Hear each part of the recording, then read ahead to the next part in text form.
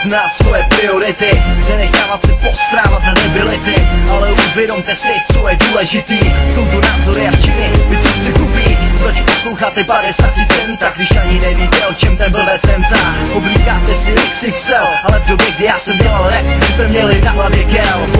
Většina z vás ani neví, jak se píše text, ale na internetu jste chytrý jak všechny ex. Zamyslete se sami nad sebou, umíš jen návat rukou a kývat hlavou jak úhol.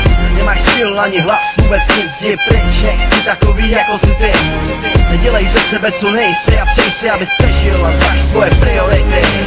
Máme svý priority, nepatříme do reality, sereme na formality, jsme jasný favoriti, ceníme si autority, děláme další hity, zlepšujeme naše kvality, jsme odraz reality. Já vím, že život není o tom, co máš na sobě, a rap není o tom, že máš numeru na hlavě.